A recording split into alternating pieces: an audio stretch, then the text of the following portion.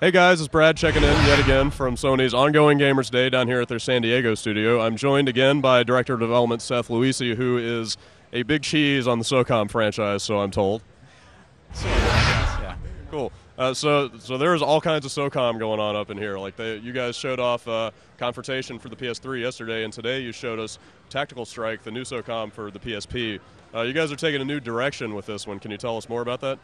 Yeah, we're really excited with this game because it really allows us to do something brand new with the SOCOM franchise and really a brand new type of game from anything else that I've seen. So the game is sort of, at its core, it's a real-time strategy game, but it really focuses on team tactics. So similar to previous games, you have a team of 4 SEALs, but really we're focusing on not controlling a single SEAL, but really controlling the tactics that you do leading up to the fight and then managing the team into the fight.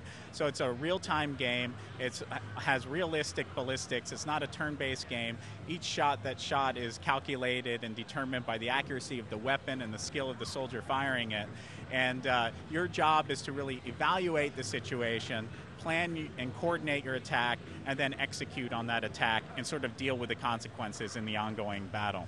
Sounds cool. So can you give us more of an idea of what the flow of each mission is like? I mean, are you literally pulling the trigger each time a shot is fired, or is it more like you're issuing orders? Like what's the general kind of interface on the control side like?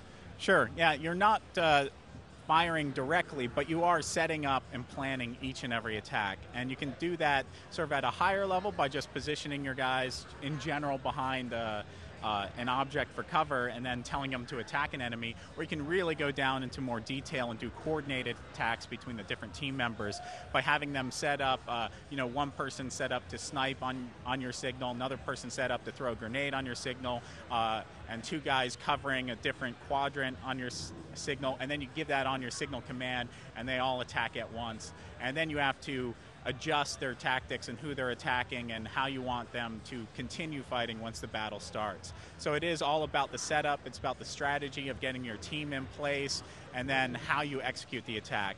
And there's a big difference when you play this game, because if you just have them run in and start firing, you're not going to do very well. Cool.